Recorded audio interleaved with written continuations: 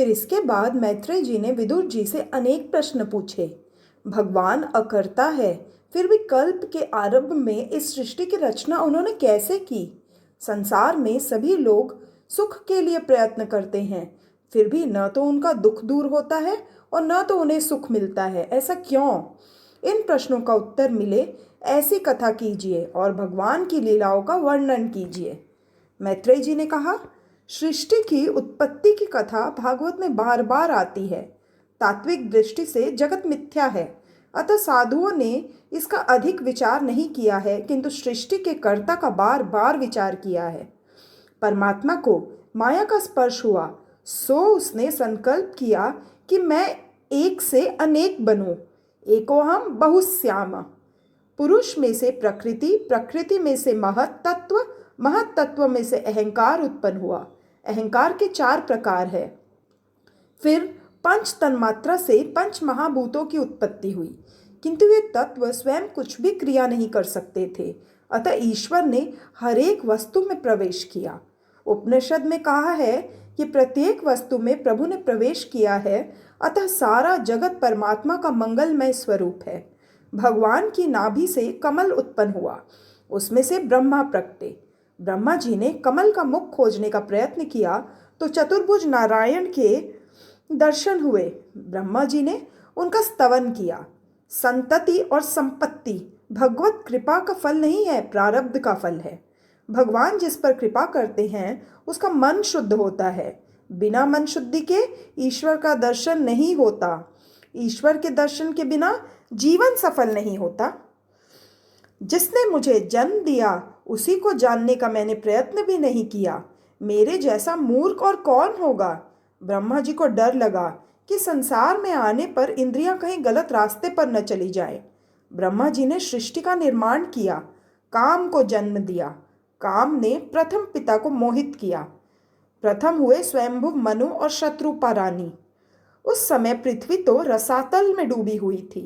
ब्रह्मा ने सोचा कि प्रजा का निर्माण तो करूं, किंतु उसे बसाऊं कहाँ? अतः नासिका में से वराह भगवान उत्पन्न हुए। उन्होंने पृथ्वी को पानी में से बाहर निकाला, रास्ते में हिरण्याक्ष को मारा और पृथ्वी का शासन मनु के हाथ में सौंपकर भगवान स्वधाम लौट गए। विदुर जी ने कहा कि आपने तो बहुत संक्षिप्त कथा सुनाई, इस कथा का रहस्य क्या है? वह हिरण्याक्ष कौन था? धरती रसातल में क्यों डूबी थी? वराह नारायण का चरित्र मुझे सुनाइए। यह कथा मैत्रेय जी ने विदुर जी को सुनाई थी और सुखदेव जी ने परीक्षित को। श्री कृष्ण शरणम मम। दिति कश्यप ऋषि की पत्नी थी। एक दिन सायंकाल को दिति श्रृंगार करके पति के पास आई और काम सुख का उपभोग करने की इच्छा प्रकट की, क्योंकि वह कामातुर हो गई थी। कश्यप ने कहा, देवी, यह समय सायंकाल का है, यह समय काम सुख के लिए उपयुक्त नहीं है। इस समय कामाधीन होना ठीक नहीं है। जाओ, दीपक जलाओ। शास्त्र में कहा गया है कि सौभाग्यवती स्त्री में लक्ष्मी का अंश है। सायंकाल के समय लक्ष्मी नारायण घर आते हैं। उस समय घर बंद होगा तो लक्ष्मी जी जय श्री कृष्ण कहती हुई वापस लौट जाएंगी। आजकल तथाकथित सुधरे हुए लोग खास करके शाम को ही ताला लगा बाहर निकल पड़ते हैं।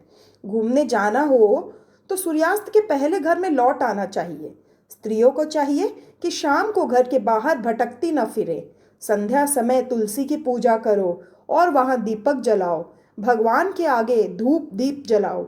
मनुष्य के हृदय में अंधकार है, वहां प्रकाश जलाना है। दशम स्कंद में कथा है। गोपियां यशोदा जी से फरियाद करती है कि कन्हैया हमारा माखन चुराकर खा जाता है। तो यशोदा कहती है कि अंधेरे में माखन रखा करो कि जिससे कन्हैया उसे देख ही ना पाए। गोपियां कहती है कि माखन तो अंधेरे में ही रखा था, किंतु कन्हैया के आते ही वहां उजियारा छा गया। ईश्वर पर प्रकाशी नहीं है, वह तो स्वयं प्रकाशी है। परमात्मा को दीपक की आवश्यकता नहीं है, दिए की जरूरत तो मानव को है। सायंकाल सूर्य और चंद्र के तेज क्षीण होते हैं, दुर्बल होते हैं। सूर्य बुद्धि का स्वामी है और चंद्र मन का। मन और बुद्धि के स्वामी सूर्य चंद्र के सायंकाल में दुर्बल होने के कारण मन और बुद्धि में काम उस समय प्रवेश पा जाता है। काम मन में सांझ की बेला में प्रवेश करता है और रात्रि को प्रकट होता है। संध्या काल में प्रभु के नाम का जप करोगे तो मन में काम का प्रवेश नहीं हो पाएगा।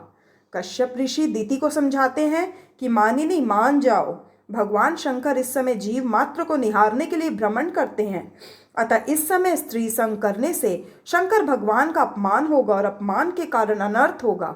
शंकर भगवान देख लेंगे तो दंड देंगे।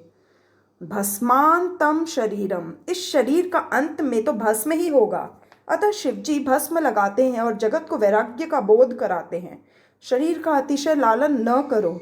हमेशा याद रखो कि इस शरीर को एक न एक दिन शमशान में ही जाना है। गृहस्थाश्रम विलास के लिए नहीं है, किंतु मर्यादा में रहकर विवेक से काम सुख का उपभोग करके काम का विनाश करने के लिए है, वैराग्य के लिए है। नियम पूर्वक काम के विनाश के लिए यह गृहस्थाश्रम है। श्री कृष्ण शरणम मम। काम ऐसा दुष्ट है कि एक बार हृदय में प्रवेश करने के बाद वह बाहर निकलता ही नहीं है। एक बार काम के अंदर प्रविष्ट होने पर तुम्हारा सारा सयानापन हवा हो जाएगा। अतः जीवन ऐसा सादा और पवित्र बनाओ कि मन बुद्धि में प्रवेश करने का अवसर काम कभी पा ही न सके। उल्लुओं की एक सभा में प्रस्ताव पास किया गया कि सूर्य नारायण का अस्तित्व है ही नहीं, क्योंकि वे हमें दिखाई नहीं देते। उल्लू सूर्य को देख न सके तो क्या इसका अर्थ यह है कि सूर्य का अस्तित्व ही नहीं है? धर्म में आस्था न रखने वाले, ईश्वर को न मानने वाले इसी उल्लू के बड़े भाई ही हैं। दिति की भेद बुद्धि में से ही इन हिरण्याक्ष और हिरण्यकश्यपु का जन्म हुआ है।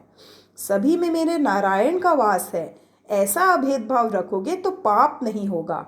दिति ने कश्यप की बात न मानी और कश्यप भी दिति के दुराग्रह के आगे झुक गए।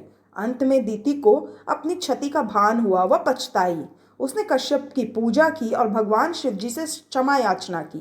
कश्यप ने कहा कि तुम्हारे गर्भ से 2 राक्षस उत्पन्न होंगे। पति और पत्नी उचित संयम का पालन न करें तो उनसे पापी प्रजा की उत्पत्ति होती है।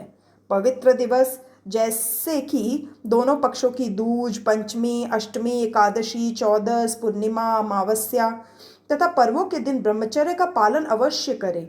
लोग कहते हैं कि काल बिगड़ गया है, अतः पापी प्रजा उत्पन्न हो रही है। वैसे काल भी कुछ कुछ बिगड़ा तो है ही, किंतु लोगों का दिल ज़्यादा बिगड़ गया है। एकादशी, पूर्णिमा या पवित्र दिनों का विचार किए बिना ही कामांध हो जाते हैं, अतएव पापी प्रजा उत्पन्न हो रही है। काम को हृदय में प्रवेश करने का अवसर ही न दिया जाए। एक बार काम का हृदय में प्रवेश हो गया कि सयानापन निरर्थक हो जाता है। दिति ने भी कामांध होने के कारण ही सयानापन गवा दिया था। मनुष्य केवल इस शरीर का ही विचार करेगा तो भी उसके हृदय में शरीर सुख के प्रति तिरस्कार उत्पन्न होगा और वैराग्य के भावों की उत्पत्ति होगी। यह शरीर कैसा है? इसमें हड्डियां टेढ़ी तिरछी बिठा दी गई हैं, उस पर मांस रख दिया गया है और फिर त्वचा से मढ़ दिया गया है, अतः अंदर की चीज़ें नहीं दिखती। अन्यथा रास्ते में पड़े हुए हड्डी के टुकड़े को कोई छुएगा भी नहीं। वह सोचेगा कि उसे छूने से शरीर अपवित्र हो जाएगा, किंतु वही मनुष्य देह में छिपी हुई हड्डियों से प्रेम करता है। ऐसी मूर्खता दूसरी और कौन क्या होगी? भागवत में एक स्थान पर कहा गया है कि शरीर तो कुत्ते और लोमड़ी का भोजन है, अग्नि संस्कार न हो तो इसे कुत्ते ही खाएंगे। ऐसे शरीर का मोह छोड़ो। जब दिति ने जाना कि उसके गर्भ से राक्षस उत्पन्न होंगे तो वह घबरा गई। तब कश्यप ने कहा कि उनका संहार करने के लिए भगवान नारायण आएंगे। तो दिति ने कहा कि तब तो मेरे पुत्र बड़े भाग्यशाली होंगे। श्री कृष्ण शरणम मम। कश्यप ने दिति को ऐसा भी आश्वासन दिया कि तेरा पौत्र महान भागवत भक्त और महान वैष्णव होगा और प्रहलाद नाम से जगत विख्यात होगा।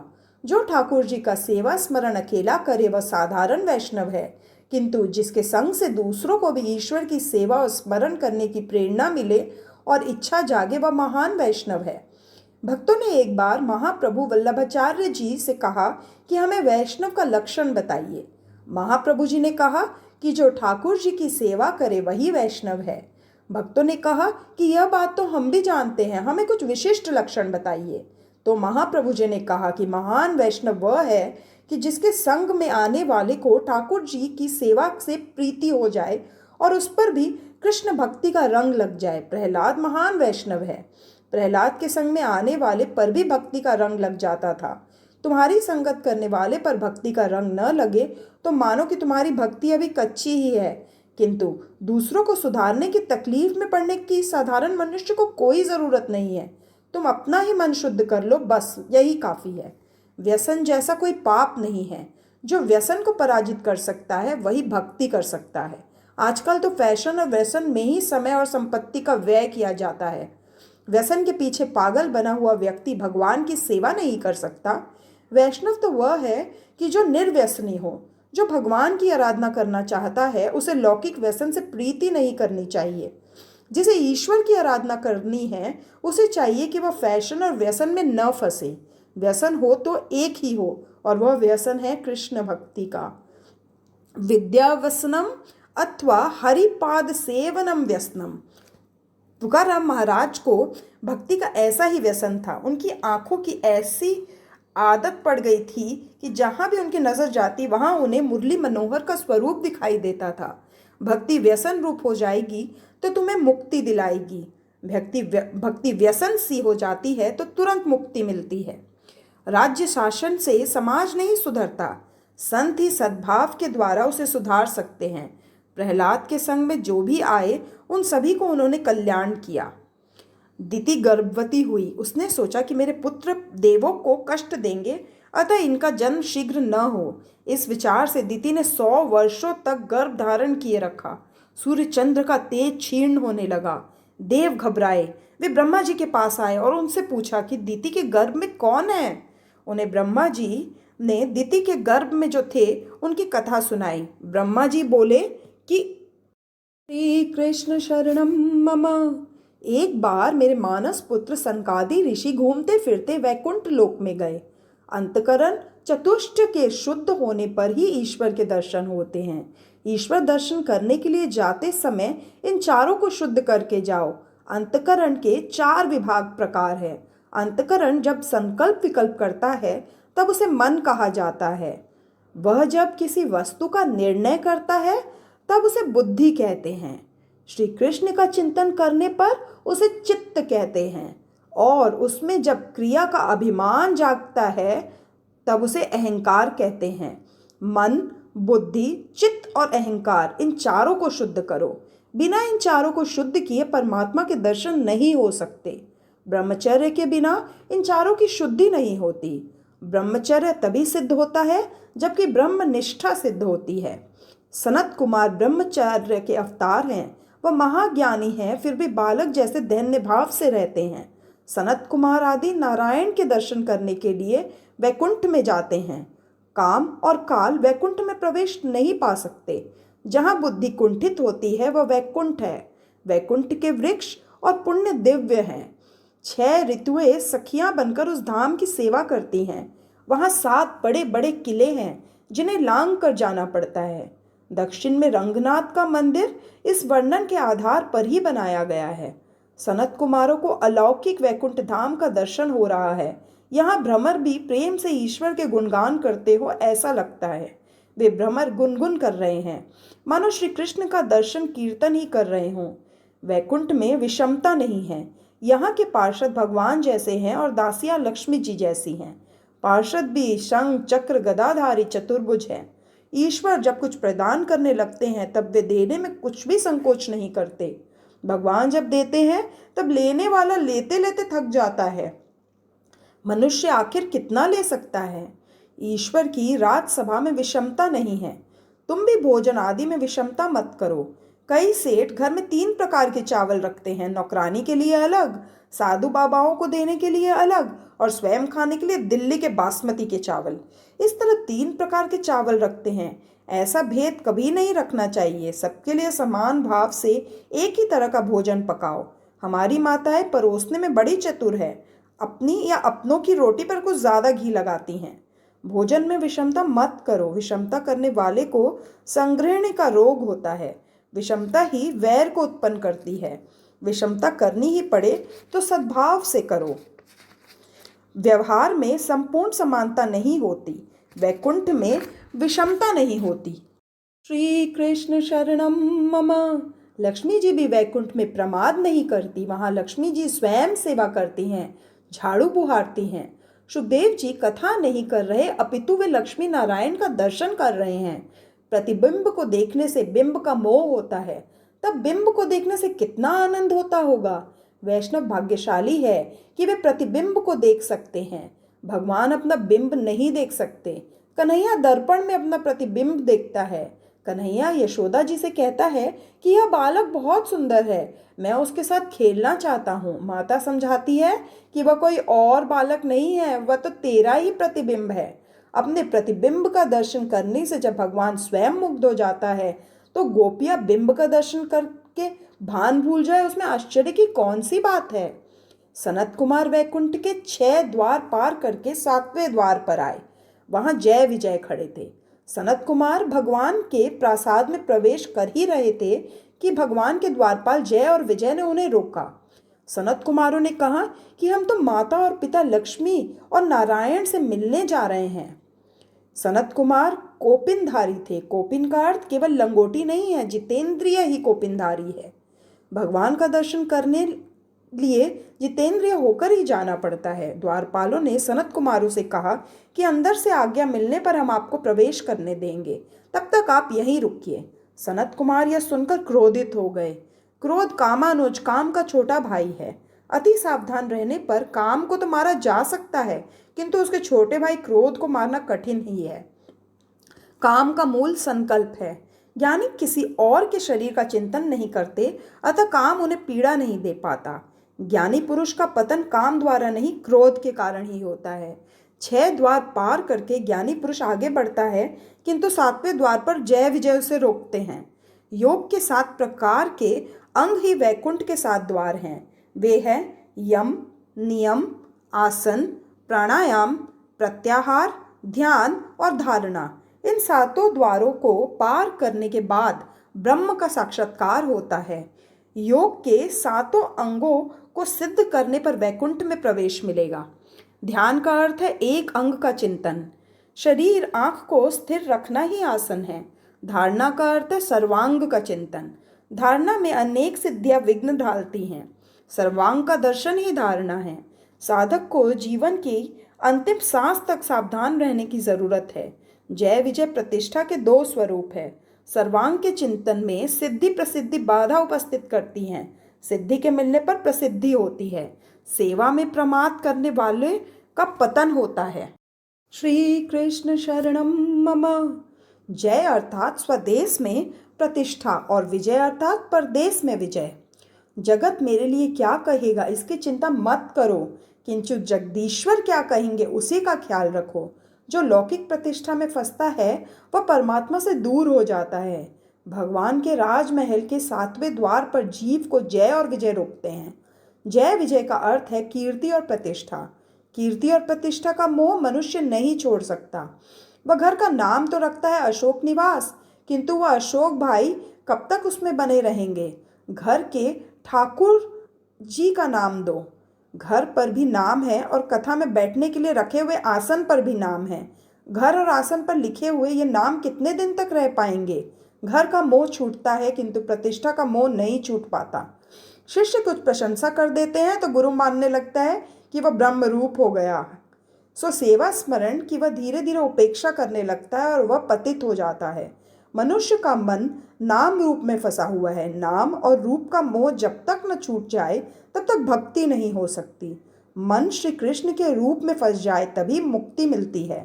प्रतिष्ठा का मोह आया नहीं कि भगवान के द्वार पर से ही वापस लौट जाना पड़ता है। क्रोध करने से सनत कुमारों को प्रभु के 7वें द्वार से वापस लौटना पड़ा, किंतु उनका क्रोध सात्विक था। वे द्वारपाल भगवान के दर्शन में बाधा उपस्थित कर रहे थे, अतः वे क्रोधित हुए। अतः भगवान अनुग्रह करके द्वार पर आए और सनत कुमारों को दर्शन दिया, किंतु वे भगवान के राजमहल में तो प्रवेश पा ही न सके। महाप्रभु ने इस चरित्र की समाप्ति करते हुए कहा है, ज्ञानी के लिए ज्ञान मार्ग में अभिमान विघ्न करता है। अभिमान के मूल में यही क्रोध है। कुछ अज्ञानावस्था में मरते हैं तो कुछ लोग ज्ञानी होकर अभिमान वश होकर मरते हैं। ब्राह्मण को शिक्षा न मिले तो वह अज्ञानी रहता है, और शिक्षा कुछ अधिक पाले तो कभी कभी अभिमानी होकर भी मरता है। कर्म मार्ग में विघ्न करता काम है। कश्यप और दीति के मार्ग में काम ने भी बाधा डाली थी। काम से कर्म का नाश होता है। भक्ति मार्ग में लोभ बाधक बनता है, लोभ भक्ति का नाश करता है। ज्ञान मार्ग में क्रोध विघ्न करता है। सनत कुमार के मार्ग में क्रोध ने ही बाधा डाली। क्रोध से ज्ञान का नाश होता है। देह दृष्टि से काम उत्पन्न होता है। ज्ञानी के मार्ग में काम बाधा नहीं डालता किंतु क्रोध बाधा डालता है। इन तीनों के कारण पुण्य का लय क्षय होता है। विवेक से काम नष्ट होता है किंतु क्रोध को नष्ट करना कठिन है। श्री कृष्ण शरणम मम। एकनाथ जी महाराज ने भावार्थ रामायण में लिखा है कि कामी और लोभी को तो कुछ न कुछ तात्कालिक लाभ हो सकता है, किंतु क्रोध करने वालों को तो कुछ भी लाभ नहीं हो सकता। इतना ही नहीं, उसके पुण्य का क्षय भी हो जाता है। वल्लभाचार्य जी ने इस चरित्र की समाप्ति में कहा है, कामेन कर्म नाश स्यात् क्रोधेन ज्ञान नाशनम लोभेन भक्ति नाश स्यात् तस्मात् एतत्त्रयम् त्यजेत्। इसी कारण से गीता जी में काम क्रोध लोभ को नरक द्वार कहा गया है। त्रिविधम नरकस्येदं द्वारम नाशनमात्मनः काम क्रोधस्तथा लोभस्तस्मादेतत्त्रयम् त्यजेत्। भक्ति मार्ग में लोभ विघ्न रूप है। मनुष्य भगवान के लिए अथवा दान देने के लिए घटिया से घटिया वस्तुओं का उपयोग करता है। पुत्र के लिए कपड़े बनवाने हो तो 7 या 17 रुपए मीटर वाला कपड़ा ले आता है, और ठाकुर जी के वस्त्र श्रृंगार बनवाने हो तो 2-3 रुपए मीटर वाला कपड़ा ढूंढता है। एक गृहस्थ बाजार में ठाकुर जी के लिए फूल लेने जाता है। मालिक कहता है कि गुलाब के फूल की कीमत 4 आना है, तो ग्राहक कहता है कि कनेर का फूल ही दे दो, क्योंकि मेरे भगवान तो भावना के भूखे हैं। किंतु जब पत्नी कहती है कि मेरे लिए एक अच्छी सी वेणी सर में लगाने के लिए फूलों का गजरा ला दो, तो बहुत सा खर्च करके भी वह अच्छी मनपसंद वेणी ले आता है। सत्यनारायण की कथा करानी हो तो वह 200 रुपये का पीताम्बर पहनकर बैठता है, और जब ठाकुर जी को वस्त्र परिधान करने का प्रसंग आता है तो वह कहेगा कि वह कलावा डोरी विशेष कहाँ है, वही लाओ। भगवान कहते हैं कि बेटा, मैं सब समझता हूँ, मैं भी तुझे एक दिन लंगोटी ही पहनाऊंगा। मैंने तेरी लंगोटी के लिए डोरी रख छोड़ी है। ऐसा नहीं करना चाहिए। भगवान को सर्वोत्तम वस्तु अर्पित करो। 252 वैष्णव वन की वार्ता में जमनादास भक्त का एक दृष्टांत है। एक बार वे ठाकुर जी के लिए फूल लेने के लिए बाजार में निकले। माली की दुकान पर एक अच्छा सा कमल देखा। उन्होंने सोचा कि आज अपने ठाकुर जी के लिए यही सुंदर कमल ले जाऊं। उसी समय वहां एक यवन राज आया जो वैश्या के लिए फूल लेना चाहता था। जमनादास भक्त ने उस कमल फूल की कीमत पूछी तो माली ने कहा कि 5 रुपए हैं इसकी कीमत। तो यवन राज ने बीच में ही कह दिया कि मैं इस फूल के लिए 10 रुपए दूंगा, तू यह फूल मुझे ही दे। तो उस जमनादास भक्त ने कहा कि मैं 25 रुपए देने को तैयार हूँ, फूल मुझे ही देना। इस प्रकार फूल लेने के लिए दोनों के बीच होड़ सी लग गई। श्री कृष्ण शरणम मम। यवन राज ने 10,000 की बोली लगाई तो भक्त जमनादास ने कहा कि 1 लाख। वैश्या के लिए यवन राज का वैसा कोई सच्चा प्रेम नहीं था, केवल मोह था। उसने सोचा कि मेरे पास लाख रुपए होंगे तो कोई दूसरी स्त्री भी मिल ही जाएगी, पर उधर जमनादास भक्त के लिए तो ठाकुर जी सर्वस्व थे। उनका प्रभु प्रेम सच्चा था, शुद्ध था। उन्होंने अपनी सारी संपत्ति बेच दी और लाख रुपए में वह कमल फूल खरीद कर श्रीनाथ जी की सेवा में अर्पित कर दिया। फूल अर्पित करते ही श्रीनाथ जी के सिर से मुकुट नीचे गिर गया। इस प्रकार भगवान ने बताया कि भक्त के इस फूल का वजन मेरे लिए अत्यधिक है। सनत कुमार क्रोधित हुए, अतः उनका पतन हुआ। प्रभु के द्वार तक पहुंचकर उन्हें वापस लौटना पड़ा। मन और बुद्धि पर कभी विश्वास मत करो, वे बार बार दगा दे जाते हैं। अपने को निर्दोष मानने के समान दोष और कोई भी नहीं है। काम क्रोध अंदर के विकार है, वे बाहर से नहीं आते। सनत कुमारों का क्रोध बाहर से नहीं आया है, अवसर मिलते ही ये विकार बाहर आ जाते हैं। अतः मन पर सत्संग की भक्ति का अंकुश रखो। सतत ईश्वर चिंतन करने से अंदर के विकार शांत हो जाते हैं। सनत कुमार ने क्रोधित होकर जय विजय को श्राप दिया कि राक्षसों में ही विषमता होती है, तुम दोनों के मन में भी विषमता है, अतः तुम राक्षस हो जाओ।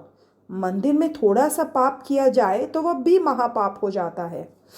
सनत कुमारों ने तो वैकुंठ में क्रोध किया।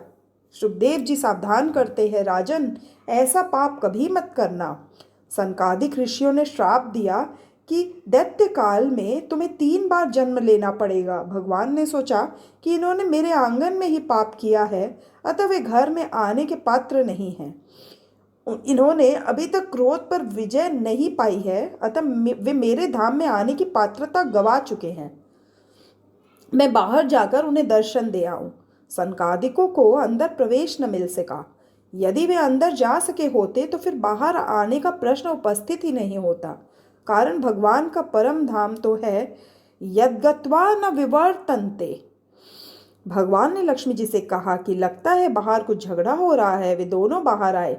ठाकुर जी ने सनत कुमारों की ओर नहीं देखा। आज नजर धरती पर है। अपने द्वारा किए हुए पापों के लिए सच्चे हृदय से जीवन जब तक पछताए नहीं, तब तक ठाकुर जी दर्शन नहीं देते। अगर खुदा नजर दे तो सब खुदा की है।